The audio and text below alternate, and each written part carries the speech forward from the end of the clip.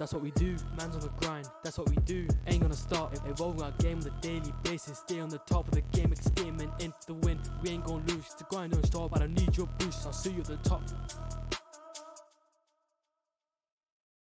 Welcome back to the Evolve Your Game podcast. We've got Alistair back on deck after a couple of weeks riding solo, so welcome back, mate. Good to be back, happy to be here.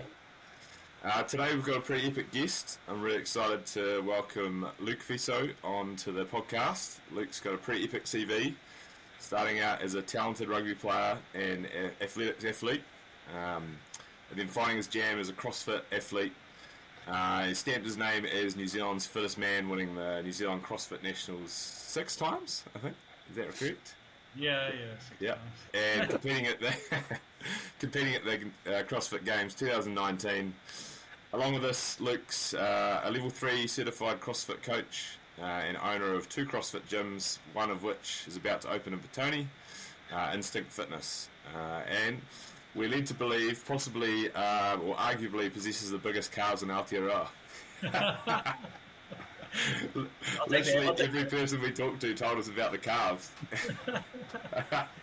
I wish there was something better to talk about. They must be impressive. Even Robbie Frun, he's got some big calves though. Yes. How you doing, man? How's things? Yeah, good, man. Thanks for having me on. Been busy, really busy with the setup of the new gym, but I mean, it's good. Yeah, nice. It's epic, mate. Obviously, thanks heaps for giving us, a wee bit of your time today. Obviously, the new gym. Do you want to talk us through what's happening there, mate? Give it a wee plug. Yeah, well, okay. So we're opening up another location, Wellington-based as well, out in Petone. Growing the brand, just trying to reach more people. Basically, we had our place in Thorndon set up for 9 years now, and we just thought it was time to grow, time to expand out a little bit and see how that goes. Epic, great to hear. Can you talk us through your childhood? Obviously, a Wellington college boy, played rugby with Robbie Fruin and Buxton Popaliti. Robbie's mentioned here, the man is a freak of a trainer since we were coming through the age grades together. Biggest calves of doom, unreal speed when you were a youngster, and he says you're a genetic beast. So, can you mention maybe your mother and father, how much of an influence on your training they had on you growing up? Yeah, I mean, it's actually, I've got probably a weird start for someone who ended up being so into sports. I wasn't really that into sports growing up. Through primary school, growing up, I played basketball barely and skateboarded. I just hanging out down at the skate park. It wasn't until I got to high school that I started to pick up a bunch of sports and going to college. There's heaps of options, and also just some real freak athletes. But it got really interesting when I left school and hanging out with the likes of Buxton and Robbie and some of these guys that went on to be amazing athletes. I sort of got to see just how hard you've got to train to make it at the top level. So, I mean, it's funny you bring up those 2 guys because they had a huge influence on me, especially in my rugby days. Yeah, so got a few notes on that. New Zealand University's team. What year did that happen? And were you fortunate enough to be on a tour with them? So they weren't there because that was through Old Boys University. I switched clubs after 3 years at Norths. So I was playing at Norths with the boys, moved into the city in Wellington, and with the Old Boys University club, they obviously select the New Zealand University's team from there. So we went on a trip over to the States, obviously just like a typical rugby boys trip.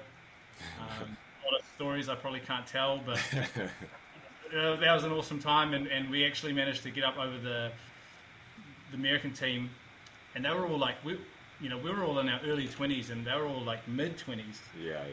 They were athletic beasts, but they just didn't know how to play rugby that good. Yeah. Rugby's big in college, eh? It's weird. Yeah. We went and played at Stanford, USC, couple of games there, but like we were just traveling around playing the same team the whole time, essentially, like the all-American team. Were there any? I'm a big rugby nuffy. Were there any serious players in that side alongside you? Guys that kicked on, like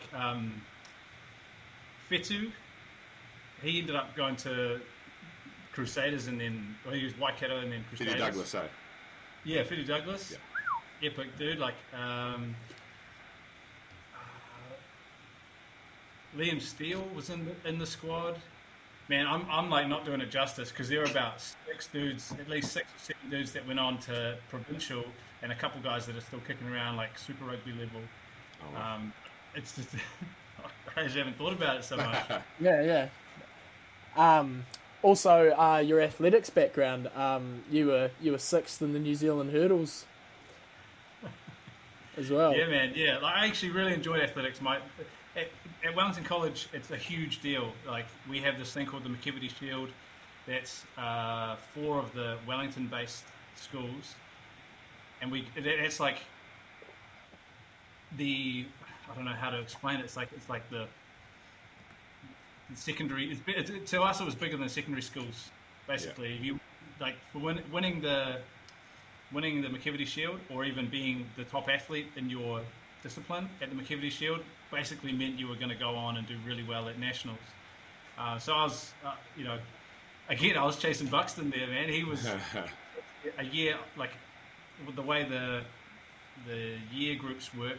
He was older, so I never actually had to race against him. But in my mind, it was always like me and him. I just got to try and beat his times. But I was like a year behind in terms of like under 16 and then the open grade. Yeah, Buxton was. I enjoyed watching Buxton play. When he was kicking around, he was epic. He was so electric on his feet. He was by far the most explosive guy I've ever seen do anything. Right, like athletics wise, I thought I was good at the sort of 10, 20 meter starts, and he would smoke me. Like, yeah. Also, obviously, you had a huge concussion as well, playing the sport. So can you talk us through that? Obviously, there's a lot more information going around involving concussion nowadays, and what kind of influence that had on you going forward. Mm-hmm. Yeah, I mean, like, I feel like I'm showing my age by talking about like the days before concussion happening, but yeah, I actually probably had at least one a year in my rugby. Basically, every season I'd get a head high. Like I'm not the tallest dude, and I also really low. Like the way that I'd play, like my head just happened to be at forearm height. So I got a few head knocks, and it got to the point where I was having a lot of headaches, and it was really affecting my ability to train hard. You know, like once my blood pressure got up or my heart rate got up, I basically just had to sit down and wait for my headaches to pass. So that kind of led me to not playing as much, not enjoying the game as much, and then eventually moving into CrossFit. Yeah, so was that ultimately what made you move away from rugby and athletics in the end? Because it was too... Yeah, I mean, I think that affected my performance enough that I wasn't enjoying it because I knew I wasn't playing the best rugby I could be playing. Yeah. It didn't help that I had 2 guys, one guy Tuahi Wright and another guy Joe Hill, that I had to basically try and beat them to get back on the field, and they were playing so well. Both of them were in the running for Lions at the time, and so it was a hard choice, but I think it kind of got made for me in that I had an opportunity with CrossFit, and those boys were just so dominant at the time. Throughout that time, throughout that rugby journey though, is that when you actually started getting into CrossFit? So there was a wee bit of a crossover during that period? I've always been into the gym. Like I've always loved training. Like Robbie says, like I may have been one of those guys that enjoyed training more than playing, to be honest. I would turn up an hour before rugby training, like the team training. I would do my speed work. I would kick into the rugby stuff with the team, and then I'd usually hang around for another 30-40 minutes and just kick the ball around with anyone who would want to. So like that was me. I just loved training, and so I wouldn't say like I was doing proper CrossFit, but I was doing a lot of gym work and a lot of extra stuff to try and improve my game. Epic. Nice. So obviously we've got quite a pretty broad listenership. So I do a bit of CrossFit. I've probably done it for a couple of years, like sort of dabbling in it. My wife's PT, and she's just got quite into it the last few years. She's made quarters for last 2 years, which is pretty cool. Hey, that's amazing. Yeah. I'm just a battler playing the Masters now, but I'm not a bad lifter, but I'm a bit of a battler in the gymnastics and stuff. But can you tell us a bit about like just what the sport is and what drew you to it? Yeah. So, I mean, the probably the most obvious thing to people with CrossFit is it's really high intensity, and it's essentially like a workout that's a race. Like all the stuff that we do in the gym, we've just turned it into, do 5 rounds as fast as you can, or do as many rounds as you can in 15 minutes, or whatever it might be. That's a really basic explanation, but I guess the really competitive side of it is what drew me towards CrossFit. Yeah, like I don't think it would have been the training thing alone. It would have been enough to get me interested. Yeah. But there's the CrossFit Games, which is the worldwide championship, and I happened to see some because I was working in a gym at the time, and everyone was talking about it, and I saw some, and it looked interesting in that it was different to anything I'd been doing at the time. And then there happened to be a competition in Wellington. It was at the time this competition called Wellington Cup. Went down. They had some international level athletes, like guys that had been to the CrossFit Games, and I just watched that, and I was like, man, I can't do half of that stuff, but I'd love to learn like handstands and swinging around on the rings and like Olympic lifts. I'd never really done Olympic lifts. So I was just really interested to learn, and also I wanted to see if I could come close to what these guys were doing. Yeah, nice.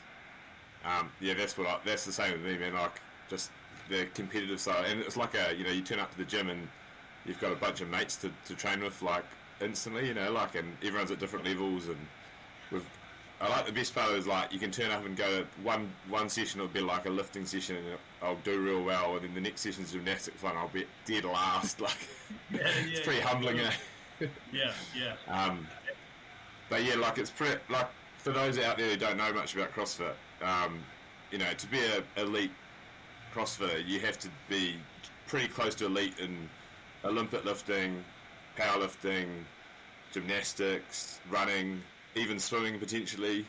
And so some of your stats are pretty out the gate. I looked up your profile. So Luke can deadlift 250. I don't know if these have changed at all. Squat 220. Clean 162, snatch 132, can do Fran in under 2 minutes, and run 5Ks in under 20 minutes.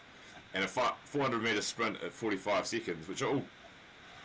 I don't know if people can do one of those things, let alone all of it. Man, that's like the best ever. I mean, I'm not going to... You're still doing, man. Right now in front of you, but yeah. Yeah, but you know what I mean. Like it's like, if you're just doing Olympic lifting, it's 3 things you've got to train for. Whereas CrossFit is just they could chuck anything at you, swimming and then jumping on a ski erg, and it's just like. Yeah. I mean, like, so some of those pieces, it's been really interesting over the I've nearly been doing this for 10 years, and some of those pieces I've had to work on a lot, and some of them I just came in and naturally had like strength and fitness from me, like. So obviously, playing on the wing, and I was one of these wingers that like would run side to side, trying to get involved in every single play. So I think I covered more ground than I should have. So my conditioning was always pretty good, and then strength-wise, like I don't know if it's just levers or genetics or what, but like deadlifting and squatting and stuff was always pretty good. Yeah. So then the Olympic lifting came quite naturally from there. Yeah. And I'm quite mobile, I think, like hitting, you probably appreciate this, like some people struggle to get to the bottom of a snap, and some people can just do it naturally. But like I had the same problem that you're sort of talking about with gymnastics. It's super foreign to me. Yeah, man. So, yeah, man. Yeah, like learning the gymnastic stuff and just not only learning it, but getting it to a point where it was competitive at the elite level took me a long time. Doing under pressure. Yeah. Yeah. Yeah, And like, it was. Yeah, sorry, you go. no, I think was it? I think it was wall walks in the last Open, the one we just had. Yeah. And wall walks and handstand push-ups. Like I can do both of those fresh, easy as, but when you've done like 20 minutes or something else or whatever, it's like holy. Yeah. And you're upside down trying to.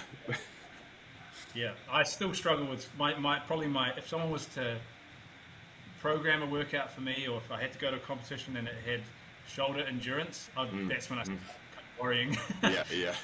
Like, how can I strategize this so I can survive it?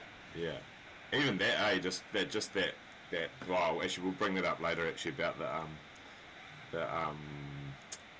the strategy side of things, which is a pretty interesting one.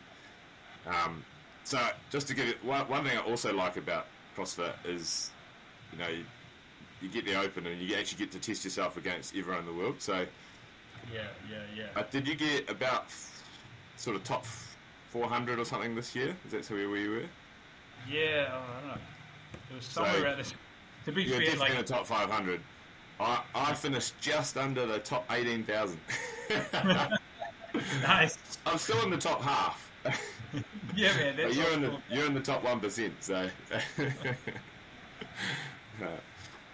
so yeah. So Al, do you want to talk us through the how you started? Yeah. So obviously, your CrossFit journey, self-taught from YouTube, and Rich Froning videos, training at Planet Fitness, which is obviously a non-CrossFit gym, and I presume they weren't that fond of CrossFit. No way. Yeah, so I mean, like I got into it in 2013, and this was like at the kind of the peak of Rich Froning just dominating the CrossFit Games. So as far as like poster child for the sport, he was the guy. So obviously that's who I was sort of watching. I was thinking, like, this guy, he makes it look so easy. Yeah. I'm sure I can do this. So and at the time there weren't a heck of a lot of options in terms of CrossFit gyms in Wellington, particularly, I was personal training at the time. CrossFit's class-based. They didn't have a lot of midday options, and so I had to work around that, which meant going into the commercial gym and trying to like hang some rings up off a steel beam or stretching with these like tinny old bars that they had. Yeah, man. And dropping weights and chalk. Yeah. So the gym I was at was like all the lifting stuff was on a second story, like on a raised floor. Yeah. So I'm dropping weights and like I think creating a few little holes here and there. And it got to the point where they were hassling, like they would watch me when I'd walk in the gym from like beginning to end, just to make sure I don't damage anything. And so I got sick of that and eventually found a gym that I could work at and then therefore train when I wanted to train. Nice. I believe it was your first workout, I don't know if this is true, but 1,000-meter row and 100 wall balls, and you just smashed it out unbroken and blitzed the whole gym. Well, okay, it's a bit of Sounds like that happened. I think it was like a beginner class, right? Like this was come and try CrossFit. So I just rocked up, and there was another guy there, Pete Searsier. He was like a halfback for another one of the premier rugby teams. So I knew this guy was a legit athlete. I didn't know how good he was at CrossFit. So in my mind, I was like, I'm just going to try and beat this guy. Yeah. And he was going unbroken too. So the way I was putting that thing down, man. 100 wobbles, that's... Are we supposed to put this down or like? I don't know what's happening. So yeah, I think I just got him in the end. Yeah, nice. And then did you get a bit of feedback you weren't too pleased about? They have a go at your technique. Yeah, so I mean, like, what I said after the session, I was like, so I'm really keen. Like, I want to do this. Yeah. I think I said, I've watched Rich Froning and I want to try and beat him. And they kind of laughed at me. And then so they were like, okay, well, if you think you're that good, then show us a few like snatches and show us your squats. And I was just doing like, you know, like gym bro squats, like to half depth, and snatching based on what I'd seen on YouTube videos. And so they weren't super impressed with me, and it's probably good, you know, like humbled me a little bit, made me go back and work on my technique. Yeah, nice. Yeah, so from there you went away. Worked on the technical side of CrossFit for 2 years, and then and joined an affiliate from there. Your first time entering the CrossFit Open in 2013 was your first, obviously, Open, and how'd that go for you? Yeah, so I mean that was under 3 months of training at a proper gym. Like I think I've been doing, like I said, I've been doing gym stuff and throwing stuff around in the commercial gym, but only a few months of, you know, working on the gymnastics and doing real CrossFit workouts. The first workout I recall was snatches and double unders, and it was like kind of in my wheelhouse. I thought this would be good for me, and I managed to get through it all right. Probably my snatches looked horrible, but you know, I just sacrificed my lumbar spine to get a good score. But then the following workout was chest to bar pull-ups. I remember this one because firstly I was terrible at them, and I blew up. Weird, but I also smacked my chin on the bar. So that, like, again, that humbled me. I was like, okay, maybe I'm not that good at this. I need to work on this stuff. So that really started the journey. I was like, man, there's so many things I need to work on, and so much stuff to learn, which was really cool. Yeah. I think that's the cool thing with CrossFit. You can't really get bored. There's just too much to do. You know, like, you're not going to come and just do your 3 sets of bench press every, you know, like, it's just, all right. So, yeah, and you get just thrown out of your comfort zone all the time. It's pretty cool.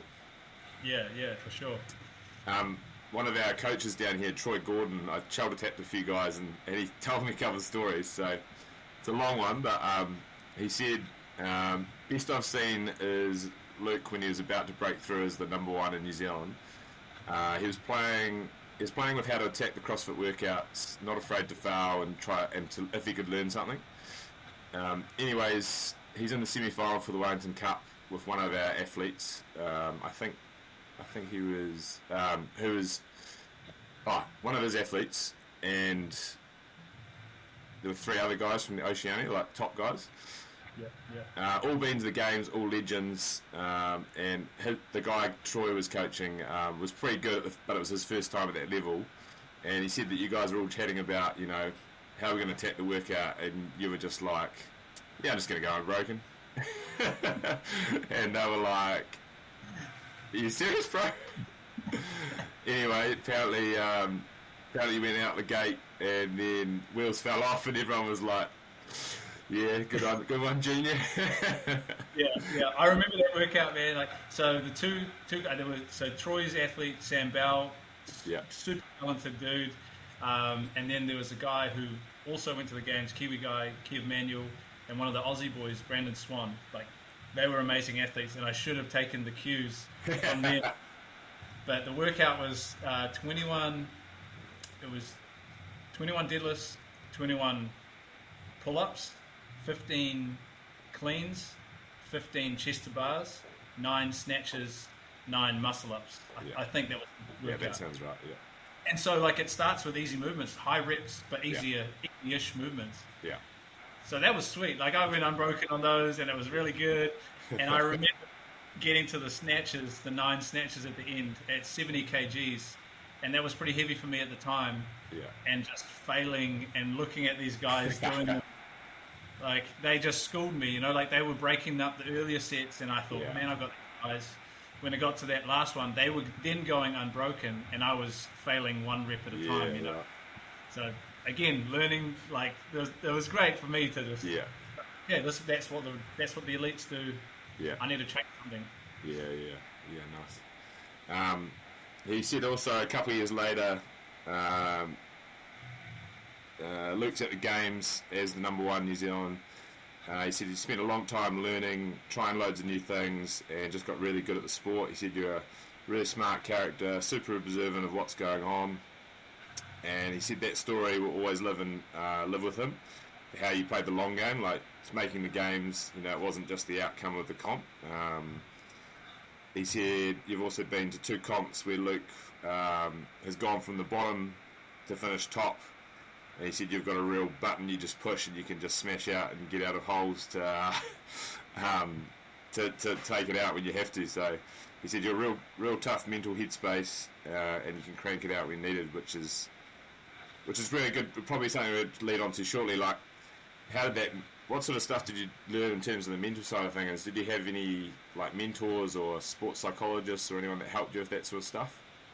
Yeah, I mean, like early days, it was just watching motivational YouTube videos and like listening to Tony Robbins and stuff. Like that kind of stuff, really cheesy American stuff.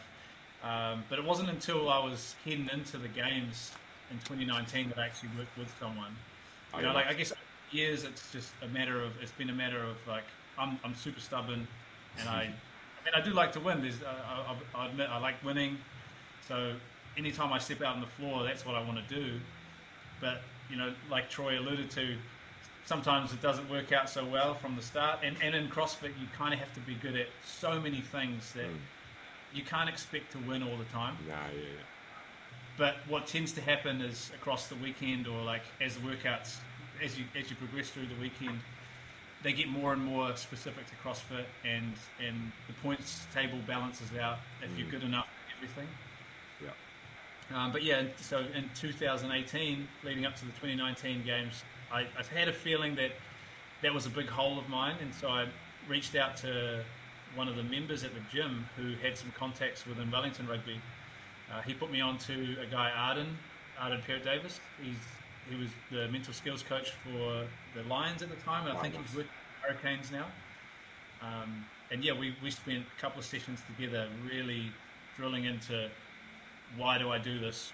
When I'm in the hole, what's keeping me in the zone, staying in the moment, things like that. And that was actually huge for me at the games, because there's so much going on, and not everything's happening how I want it to happen, but I was able to get back in the zone every time just because of some of the things that he worked on with me. Yeah, I think that mental space is like the difference between the best, right? Like you can all we've all got like natural gifts and whatever, but if it's who can do them like under the heat and in different circumstances with all the pressure on, like that's the difference, right? Yeah. I honestly think like within CrossFit, like the top 100 athletes, we can basically do all the same stuff. Yeah.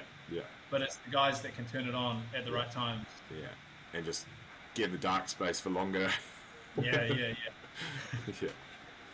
Nice. Like I think one of the things people they kind of know about me now is when I'm competing, I look really chilled, or like I put on this like mask of like I'm not fazed by anything, and I'm relaxed, and like I'm just trying to hide how much pain I'm in. That's my thing, is like I just want to mess with them and make them think that I'm never going to stop, when really I'm one rep away from it. Yeah. I've heard people do that, like how like at the start of a comp, and like you obviously were going to do it, but like bluffing people, like I'm going to go unbroken, or like pushing people because they haven't got it, so just to get them off their strategy and stuff. Like it's real interesting. Yeah. I mean, like there's huge mental game. Like coming from rugby, right? I'm trying to run to the try line, and you can physically get in my way. Yeah. Like that's kind of how the game works. But with CrossFit, I can't do anything to you in your lane. Yeah. Except these little mental cues or like physical cues that I might make you think something, and that puts doubt in your mind, and that's kind of to me that's a huge part of the game. Yeah, 100%. Far out. That's awesome, mate. Just showing you that you're having the best time in the room, mate. Everyone else is having a battle. Well, it's when you come to the day after, the next day, and everyone's like, "Oh, you sore, bro?" No, I'm sweet as. That's a big one. Like, "Oh, your legs sore?" Nah, not at all, man. I'm used to this. I do this every day. Yeah. Awesome. We'll go a wee bit off track from the training side of things now. You then opened your gym, Instinct Fitness, in Thorndon with your wife Emma. Can you tell us about your journey, I should say, about being a gym owner or a business owner? Oh yeah, man. Like I was the classic kind of trainer, like personal trainer, CrossFitter that was like, I really enjoy this. I'm going to open a gym and it's going to give me. But I learned very quickly that it probably does the opposite. You get less time and really prioritize your training if you want the business to succeed, right? Like I want the business to do well. It means we can help more people, and that's a huge part of it for me. Is like I want to help people on their journey, but balancing that and training has been really tough. And along with learning all these things like accounting, like all stuff that goes, all the admin stuff that goes with it. That's been a really cool thing to keep me distracted, I guess, at times from training. But when did you open? What date was it? What year? We opened the gym on August 2014. 2014. So Okay, right. Started the business in 2013. Oh wow! And then we opened the physical location in 2014. Oh, it was quite early on when you were into it. Yeah. Like I was always training, and like I was doing some PT with other people at the time. I was running boot camps actually out in parks, and then I got sick of like carting gear around in my car and having to pull it out every time we do the sessions. So opening a location it made sense to me, and it did mean that we could offer more CrossFit specific training and classes and things like that. And then it's just grown from there. Yeah, that's awesome. So amongst the chaos, you then decided to commit to being an elite CrossFitter. So can you talk us through that decision and obviously what that involves for obviously your work-life balance as well? Yeah, like I think a lot of people either they underestimate or they just don't really think about how much goes into being an elite athlete. Even you know, a rugby player, an Olympian in Olympic sport, even an elite weightlifter, like that's hours of your day gone, and not just training. That's hours of focus on recovery, trying to make sure that you're getting enough sleep. Like you just cannot be an athlete with 6 hours sleep. Whereas I think the business world, the corporate world, it may be the other way. They think of it the other way. Like the less sleep you do, the more work you do, the more successful you're going to be, and it just doesn't really mesh very well.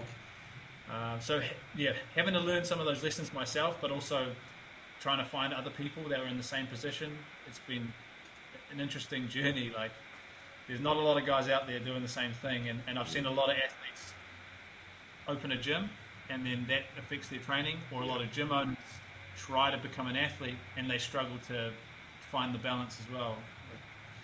Very tough. I honestly sometimes I don't know how I managed to do it. Let's have good staff. Yeah, awesome coaches.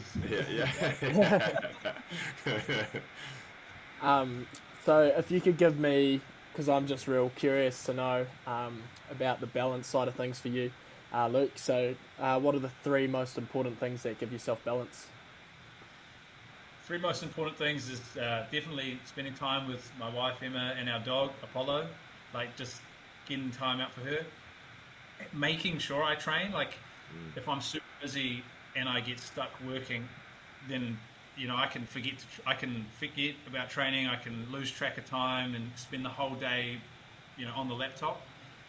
So making sure that I take at least an hour a day to train, but then also just systems, like within the gym, just having good systems that I can follow and the coaches can follow, so we all know what's happening. Awesome. Nice. So 2019, when you made the Open or the Games, CrossFit Games, can you tell us a little bit about just the whole experience, like what? Because I think from memory, was the qualifying a bit different to now, and like how did you get through there, and then what was it like actually at the Games?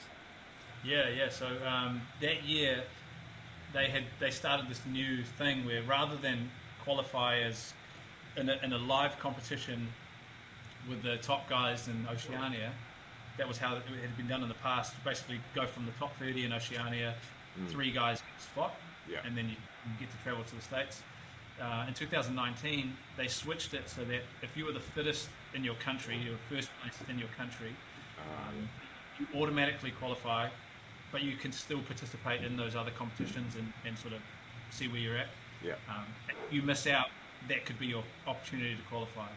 Right. So I was fortunate enough to be fittest in New Zealand, came first in the CrossFit Open.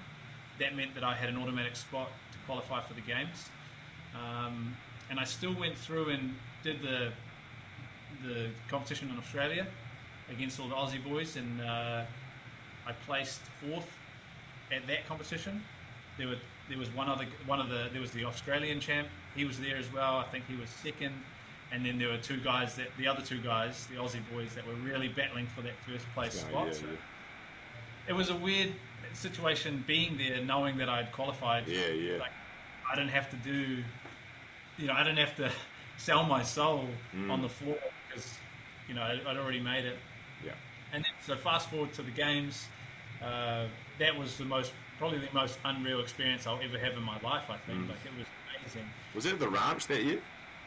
This one was in Madison. So that was big stadium, nice. It's just huge. Everything is massive, very American. Yeah. They make you feel like royalty when you come in, so they kit you out and they treat you really well. I got drug tested, which was like a first for me, and that got me a bit nervous, but also like, I'm a legit athlete now because I'm getting. It was like an insane experience. I don't think I'll ever have anything like that again, and I'd love to do it again. Like I'm still trying to train hard and get myself back there. Yeah, man, nice, awesome. So I spoke to Amy Renata. She said she just to get a bit of insight from a few different people. So she said, Luke's an epic coach. I've learnt so much from just conversations, but also just sitting back and watching how you are with our members. Genuinely wants the best for everyone, and whatever opportunity he can create for you, he will make it absolute mission for it to happen.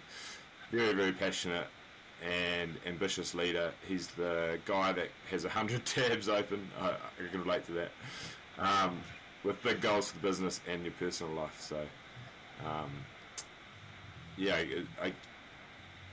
how many staff have you guys got there, and like how does it work with the coaching side? So, within the business, there's me, my wife Emma, and Amy that are full time. Yeah. So Cool. And then we have six or seven part-time coaches that they coach a couple of hours a week. We try to get together with them and we do some upskilling or just fill them in on what's happening with the business.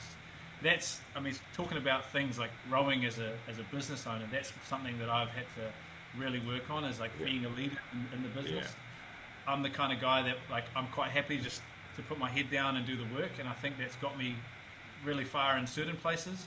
But in terms of business, and being a leader, being the owner of the business, trying to lead a team, that's been forcing me to step outside my comfort zone a little bit. Yeah, nice. Before we move on from the Open, I can't remember 2019 that well, but who are the elite guys around that time, and what was in terms of the actual performance and stuff? How did it go for you? Like New Zealand wide or worldwide? Like the at the Open, the games, Games. So at the time, it was Matt Fraser who was the top dog. And so he went on to win that year and win another 3 times. Was that one of his first or seconds? It might have been his 3rd year. Oh, I think right. Something. So many. You lose count, he's won a lot. Yeah. So that one, what they did that year is they actually cut the field after the first event in half. Yeah. So they had 150 guys, and they cut down to 75. Yeah. And then every event they cut a number of athletes. Oh, wow. So they cut from 75 to 50, and then I think from there it was 10 athletes, until they were down till they had the last 10. Oh wow. So it was a bit of a different setup, which meant that it turned up the first workout was bad for you, you're out. And so I saw like guys that I struggled to beat in competition, or I would like look up to, just struggling on this first workout. They didn't get through it. They got cut. What was that one? The first workout was 3 rounds of a 400-meter run around the outside of the stadium. Yeah. It was super hot. The heat. Yeah. Chicago, Illinois, in the middle of summer. Yeah. So runs 400 meters, come in and do 2 rope climbs to 20 feet with this rope that was like like my hand, like this big. Yeah. So two rope climbs, no legs. You just had to use your arms only. Oh. And then 7 snatches at 83 kgs. Yeah. Squat snatches. Yeah. So you run, rope climb, snatch, go run again, rope climb. Sorry, it was 4 rounds. It was 4 rounds. Yeah. So I remember being out the back and talking about like pre-event strategies, and me talking a bit of shit. The Aussie guys, and I was like, oh yeah, easily like 4 minutes a round. Yeah. We'll be done in 16 minutes. Yeah. And he went out there. He went before me. He was in the heat before, because he qualified through the competition. He was the guy who won the in-person one. Yeah. And they put all those guys in the first heat, and then they put all the national champs in the later heats. Yeah.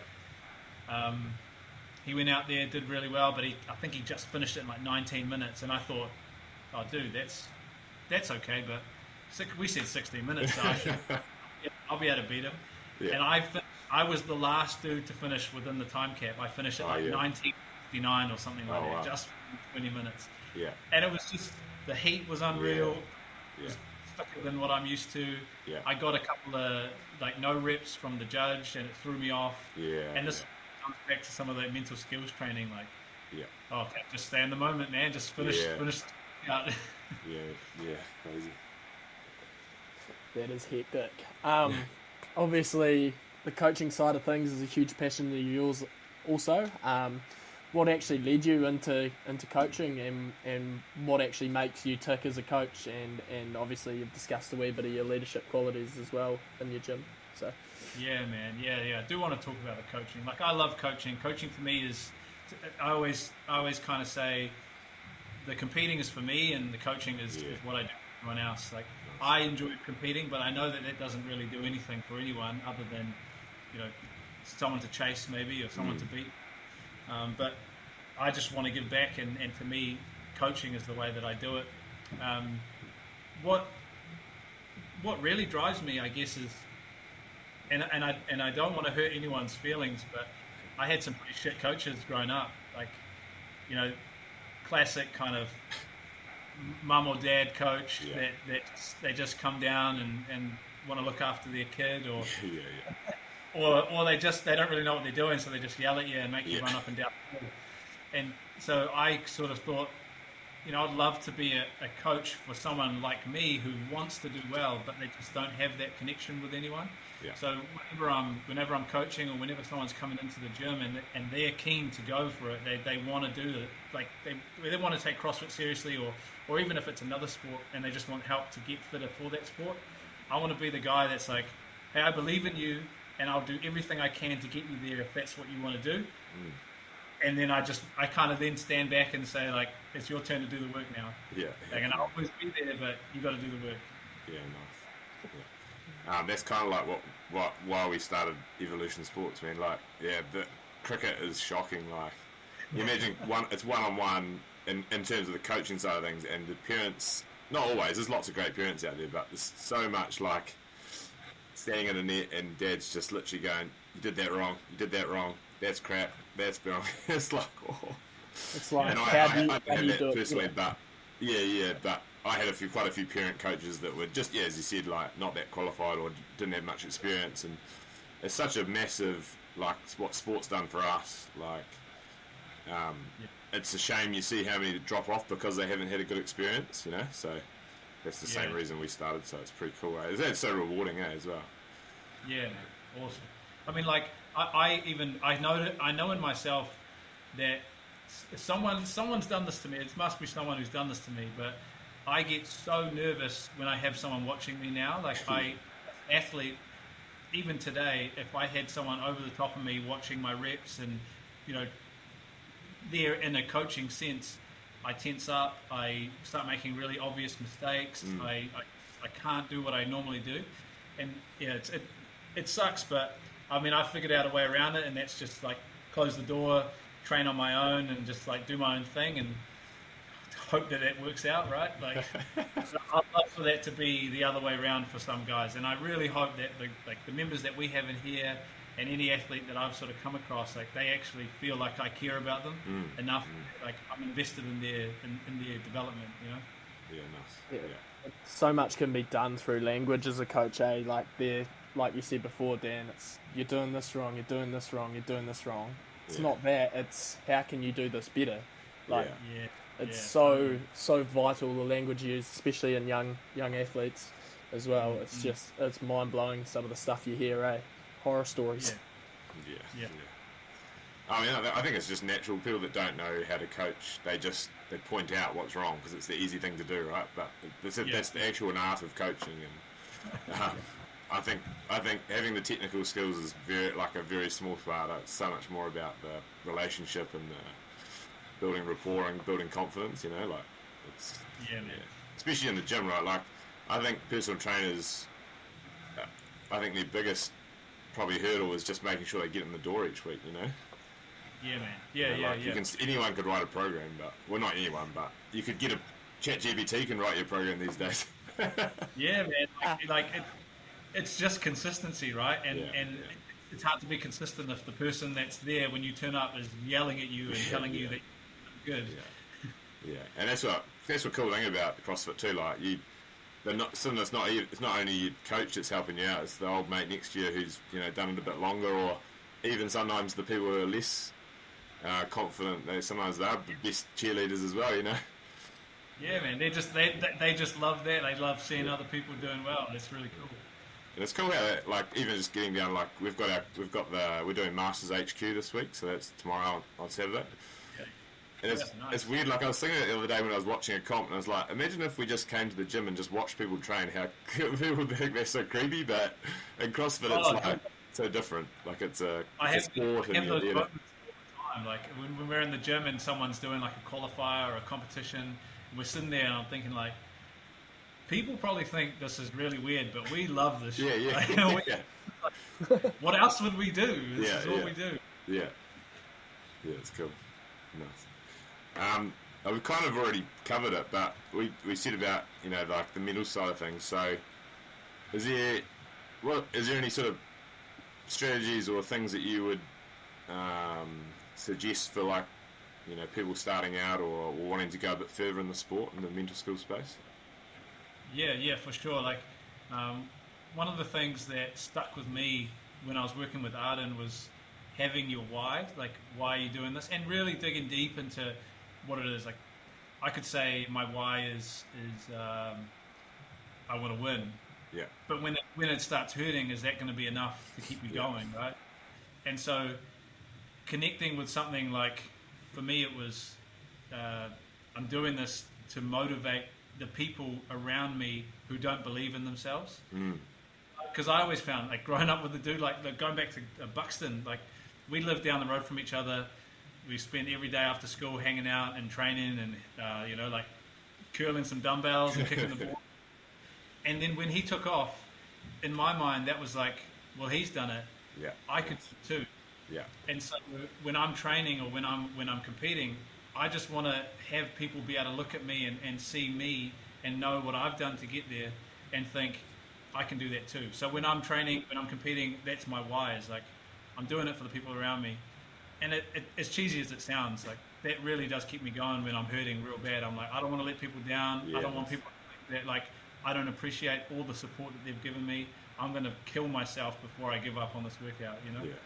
It's funny how, like, that some people could take that same thing, like the expectation and other stuff, like, and it be detrimental, but, like, if you use it as motivation, it can be the other way, like reframing it. Yeah, for sure.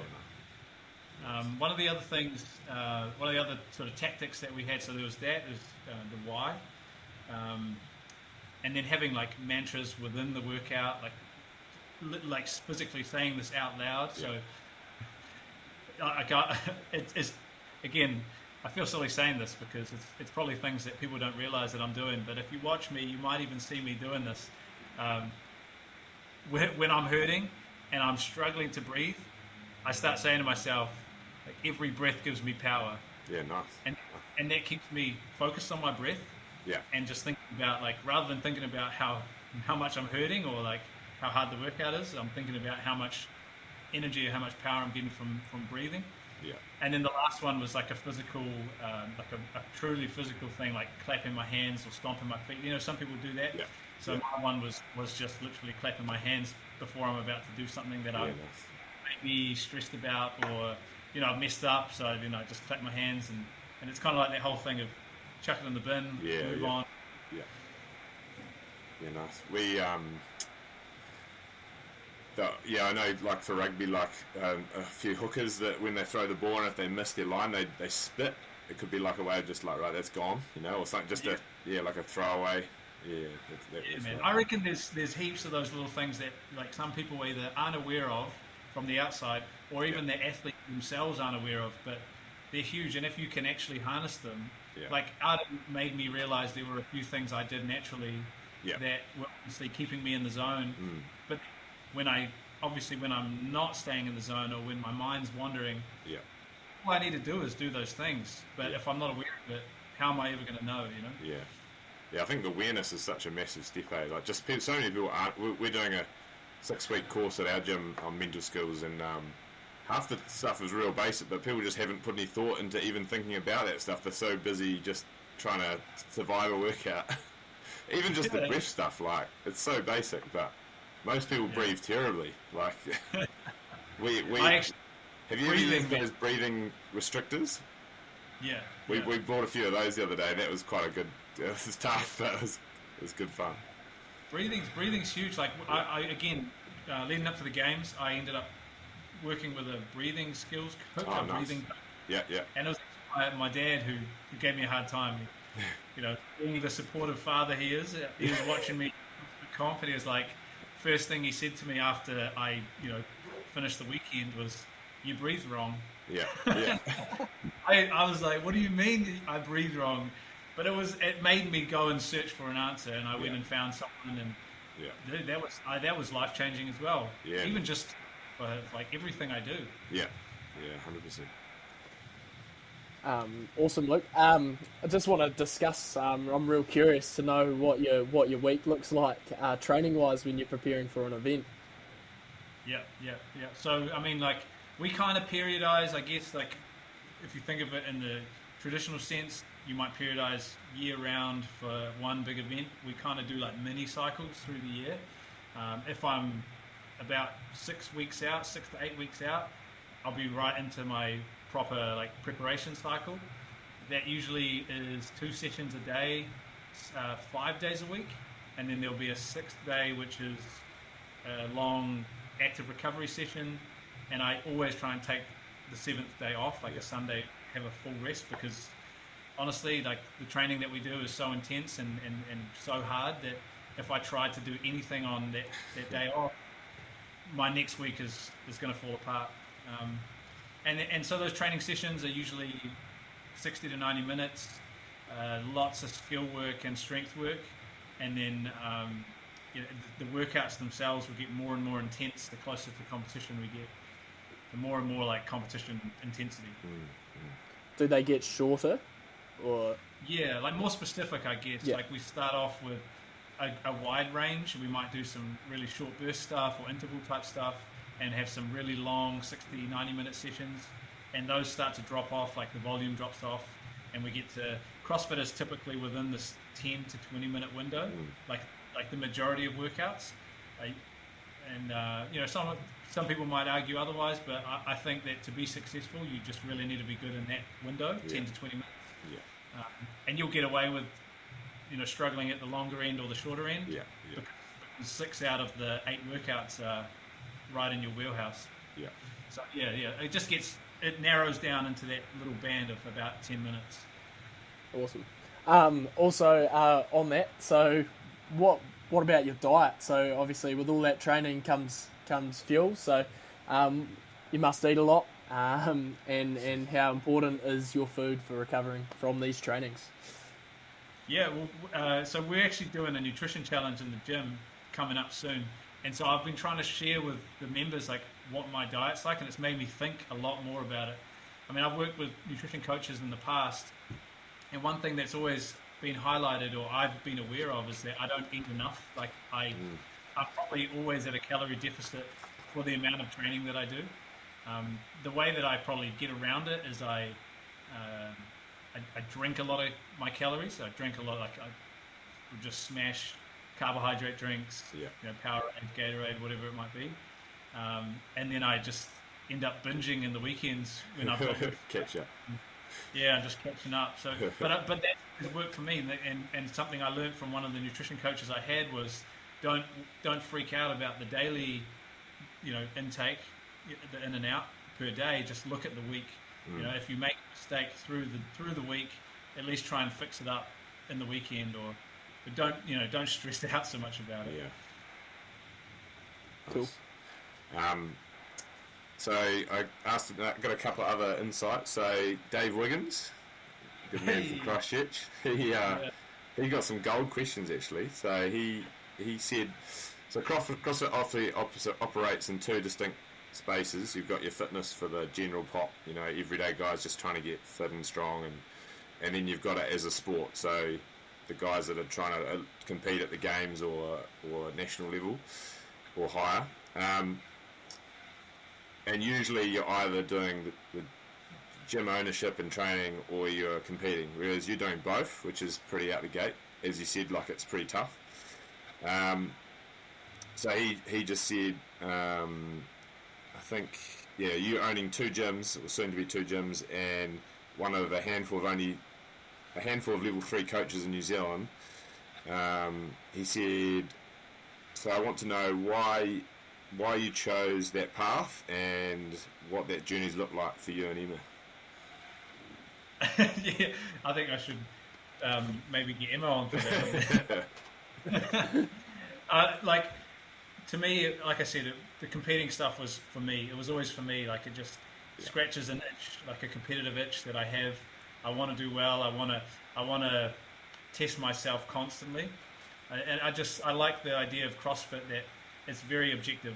If I go in and do for example, the Open, I can compare myself to everyone based on how many reps I completed, based on how much weight I lifted, how fast I did the workout, and that I love that about it. But that doesn't really actually pay very many bills. So got to do something there, and helping people has always been a big passion as well. So using the knowledge that I get from training myself and looking at ways to better my performance, my health, allows me to have probably a level of knowledge that some people don't have, and so I want to share that with people, and that comes through the coaching, through owning a CrossFit gym. And then I think the competitive side starts to come out when it comes to being a level 3. I'm like, hey, I can reach a higher level.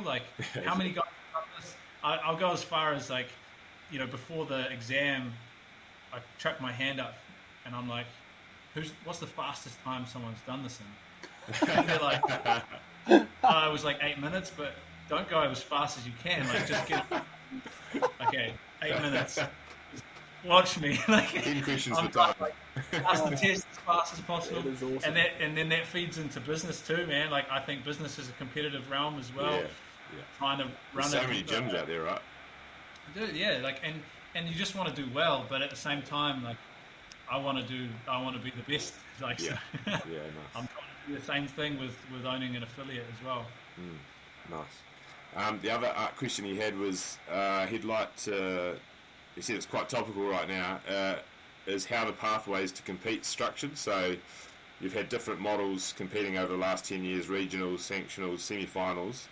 So what's your view on what worked well, what didn't work well, and how would you do it to ensure that, one, the right athletes qualify, and two, most importantly, for me, how to keep the sport moving forward commercially for CrossFit and for the athletes. Yeah, that's an awesome question. I've always shied away from this. Like I've had discussions with people about this in the past, like public discussions as well as private ones, and I've always shied away from it because I don't want it to come across as like me being a little like being a little bitch and just talking or whatever because I'm missing out or it's too hard for me.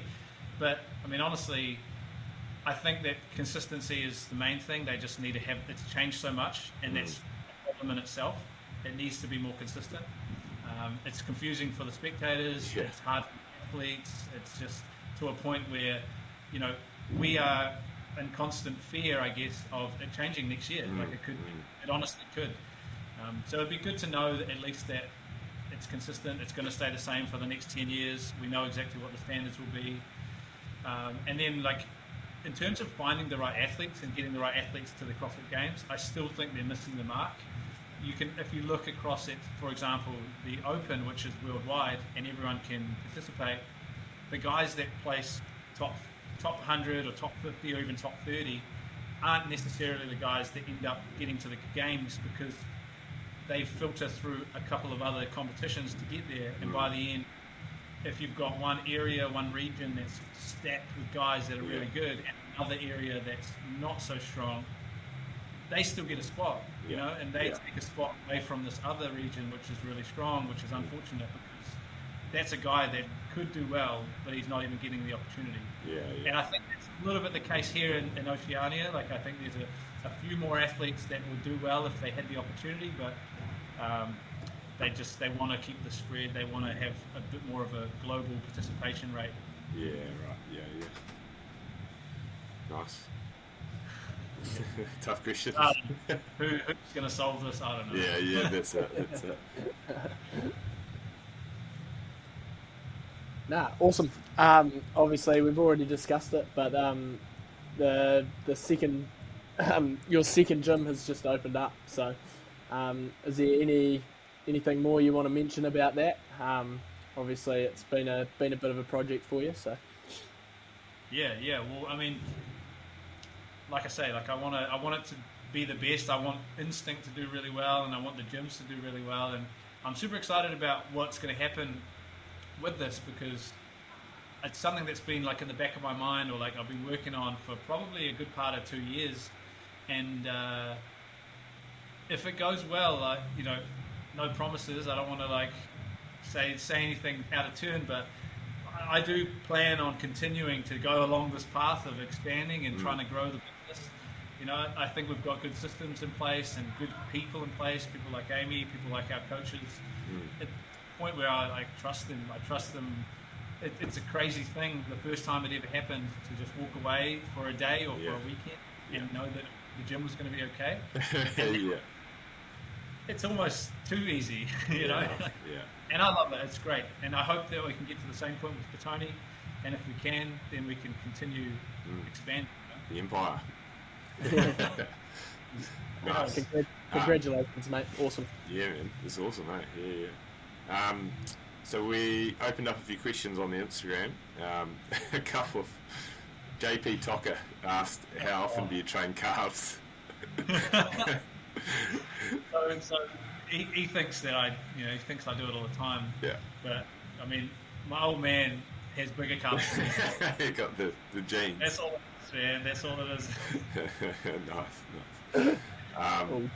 That's good. Shay Turner asked, are you? I'm not sure if he's. Are you looking to do individual or team? Have you ever done team before? I think it was the year that I qualified, so as the national champ. Yeah. And then I was like, hey, I'm safe for this comp. I'll try it out. And Shay probably knows this. I'm sure he already knows this, but because I'm so competitive, I think it like scares people a little bit. I get a bit too passionate on the floor sometimes. Yeah. I think I've decided that it's not for me because it's really hard for me to contain that sometimes. Yeah. I'll just stick to individuals. My wife, she had a meme today that had, that when Israel Adesanya beat Pereira today, and he's like going out, and it's got like RX athlete paired up, partner paired with an RX athlete and my coach. Yeah, man. That's so good. I love some of the stuff Izzy did at the end of that fight, like to the little kid who was taunting him. Oh man. Yeah, man, get him. Get him. Well, he's going to throw. He's going to throw. You got to learn to take him, right? Yeah, man. Yeah. I'm actually going on. I don't know if you know him, but do you know Dave Wood, who does the integrated? He's his mental skills coach. Yeah. Yeah, I'm going on his calm under pressure workshop in a couple of weeks. Should be epic. Yeah, that's so. Like, see, that's another example, man. Like, I don't know how everyone focuses on the technical training that Izzy does. Do they even know that he has a mental skills coach? Yeah. And that's the difference, eh? Yeah. I think it's huge. I think it's so big. Even just the way, you can tell just the way he talks, how he just knows and he doesn't care what other people think of him. He just knows who he is. And, yeah, man. Yeah. I think he's an intelligent dude. Yeah. And then the crispy dudes, they came up with some gold. He said, how hard was it getting back into training after you narrowly missed out on the games in that older regionals format? Yeah, so that year, so again, that was back to the format of top 3 go from 30 guys, Oceania, Australia, New Zealand. Yeah. 3 guys get a spot. Going into the final workout, I was on 3rd equal with 2 other guys, James Newbury and Ben Brown. Both ex-Games athletes, super legit. Like it could have been any one of us, right? Yeah. And it really came down to who broke first on these thrusts. We had 80 kg thrusters. And so it was like, who broke first? I broke first, and then James broke, and then Baden beat us. And that was gutting. Like, worked so hard. It was like so close, and I feel like I was in some of the best shape that I'd ever been in. And then I did the whole thing of going back over the weekend and like breaking down, analysing performance. 1 second here, 1 rep there. Like, if I had switched my feet and my timing chip went over, I might have got some points. And that no rep that judge gave me, and like it was hard. Like, I was beating myself up really bad. So then it took me a long time to even want to train. Yeah. And I think it wasn't until December. So this was in May. It wasn't until December I had sort of opened my eyes back up to CrossFit, and I jumped in on the New Zealand Nationals, and I won it. Oh, nice. I maybe shouldn't have, but I did the old comeback from behind and hit the button. Just narrowly got the guy who was doing really well that weekend, Ben Fowler. I got him by 1 place, like 1 second, and then that got me back in it. But what I've actually found is the sport is still developing so quick, and it's really hard. I'm finding it hard for me to keep up with how good some of the guys are getting. And I mean, if I can get back, but you can't do it part time. He also asked if you've got any in mind, your top 3 male and female upcoming New Zealand athletes. Oh, I mean, right now at this moment, Bailey Martin would have to be the number 1 Kiwi guy. Yeah. He was in the same position I was in last year, so that was 5th place, really narrowly missing out. Another guy is that guy I just mentioned, Ben Fowler. He's a legit athlete, super good. The only thing with him is he's got knee surgery. I just got some cupping done by the guy that works with him. He was telling me about it. Yeah. Is he improving? Like, I'm hoping so. I think he's. Yeah, he seems to be on. He thinks he's on top of it. Yeah. And then like the 3rd guy, if I had to pick any guy, would be this kid Steven Mashevsky, and unassuming dude. Like he probably weighs 75 kgs. Like, he's from out like far north Canterbury. Yeah. So he's a bit of a just a real simple guy, but an amazing athlete, and probably the smartest of the three. If I was to think about those three guys, the other two are gifted athletes and really physically talented, but Stephen is one of the smartest athletes I've seen in the last couple of years. How old is he? All of them are like early 20s. I yeah. think the oldest one would be 22 out of those three. Yeah. So, I mean, I'm up against it with them, man. Like, I'm just hanging on. Nice. And then he asked, who was your fiercest competitor that you've thrown down against? In the, over the years, if I was to talk just like New Zealand wide, Dave Wiggins got to be one of them. Man. Early days, like he was the guy that it was. To me, it was me or him. Yeah. So I was always battling with him, and it's really cool that I've had like a really good friendship come out of that. Yeah. Like later on, Bailey, any of those three guys, really, Bailey, Ben, or Stephen. It really just depends on the workouts, and I think the benefit that I have is being a little bit more experienced. I feel like they've just every time it's come on, the pressure's come on, they've blown up, and just managed to hang on. But yeah, man. And then like across the ditch, one of my favourite guys to compete against is Matt McLeod. We always had good battles too. Again, it was like me or him. We always seemed to end up with like 1 or 2 seconds between us, and I don't know how it worked out, but he did really well that year, 2019 at the games. He ended up top 10 and just absolutely smashing it. And so in my mind, I was like, hey, I'm like almost as good as him. Nice. And then he had one more. He said, what's the biggest mistake you've made with your training over the years? The biggest mistake I've made is not following a plan for like the first 5 years. I just made it up. I was on Instagram. I was following like 6 different people and just trying to copy what they were doing. I didn't follow any kind of strength cycle. I didn't have any progression, any periodization. I kind of had an idea of how that all worked, but shiny object syndrome got me way too often. Like I see a cool workout, or like someone would come in the gym and they're like, "You want to jump in?" and I'll do it. It wasn't until about 2017 when I started to do really well, someone actually reached out, and that made me follow a plan, and it gave me the peace of mind to know that I'm doing enough. And that was a huge thing for me. It's like, if I've done what they've told me to do, that must be enough. Yeah, right. Nice. That's the main formalities, but Alice has got a wee challenge for you to finish. Yeah, look, we've done this with all our guests. Obviously, I've missed the last 2, so but yeah, we do 5 general knowledge questions. But tough to. Yeah, they're tough, but you've got a pretty easy one to start off with. I think 50-50 chance, mate. So hopefully you guess right. What is heavier, lead or gold? Lead. Got him. No.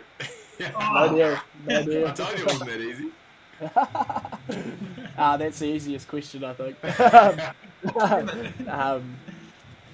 Roquefort cheese is made from the milk of which animal? I have no idea. It's tough. Just guess an animal. Goat. Oh, close. It's a sheep. It's a sheep. I'm surprised you know how to pronounce that word, Alistair. Oh, give me. I'm a foodie. What can I say? Third question: in which US state is Lake Dillon? Oh man, geography has got to be my weakest. I don't know. I have no idea on this either. Oh shit. Sorry, California. I don't know. Nah, Colorado. I wouldn't have got that either. This is quite an interesting question. This is really interesting. How many time zones does Russia have? Oh, okay. I'm going to say 7. Oh, it's not a bad guess. More. 11. So I don't know I don't know what on earth's going on there, but Is that even possible? I don't know. Are you getting these quick answers from legit places? yeah, it's just a random question generator, mate. Right. Which electronics company released the world's first all-electric compact calculator in 1957? Phillips. No, Casio. Yeah, I thought you'd have that one. That one, man. That's a good one. That's it. So, the other guys have all only got one, so you're not in the worst company there. Yeah. They're pretty tough, and they have to be because they started tough. We're not getting easier. Yeah, we can't change the rules.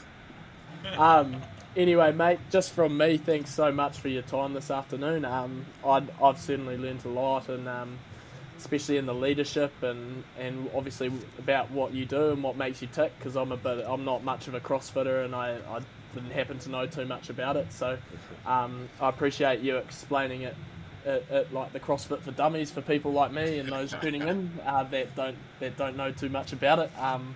Yeah, it's been really cool to see what makes you tick in business as well, and I hope the two gyms go very well for you, and you expand and come down to Canterbury, and you can show us what it's all about. Yeah, man. Thanks, Al. We'll have to drop in, Alistair, and see if he put you through some handstands and handstand push-ups and some gymnastics. The rugby shoulders will love welcome anytime. The rugby shoulders will love Alistair's a good trainer. He just doesn't do the. We're in Greymouth doing some coaching on the weekend and during the week for rugby and cricket, and he's what are you doing? 20 minutes with the old tape now from the bike. Yeah. Nasal breath on the seen bike. that sort of thing before you. Yeah. 45 on, 45 off. So Yeah, it's good. Silly techniques, eh? Yeah. Get those lungs open. Yeah, for me as well, mate. Thanks so much. Like busy time for you at the moment, starting this new gym and all your training. So just to give us a bit of your time, so much to take in there. Not just the CrossFit point of view, but like the mental skills side of things, the business side of stuff, the coaching, and just how you operate as a human. Like every person that we talk to, speaks super highly of you being just a nice, humble, genuine guy, but also like fierce competitive athlete as well. So, you've inspired me to keep battling away. So on Saturday I'll be thinking of battling away on my 3 workouts. They're not too bad actually. They're I think I've only got to do. There's not too much gymnastics. There's a bit of toes to bar, which is a bit of a nemesis, but the rest of it's not too bad. I was hoping there'd be a bit more lifting in there, but there's, I think there's a heavy snatch, which is I was hoping for a heavy deadlift, but we'll see how we go. Yeah. Well, thanks heaps, Dan. Thanks, Al. Been really awesome being on. And if you're ever in Wellington, you guys are definitely welcome. Come do some handstands. That'd be effort. See you there, mate. See you there. Awesome. Thanks, Luke. Thanks for listening to the Evolve Your Game podcast. Hope you've taken some insight and enjoyed what we had to offer today. Make sure you like and subscribe and share on your socials. Tag us. We always like to see who's listening. And we'll catch you back next week on the Evolve Your Game podcast.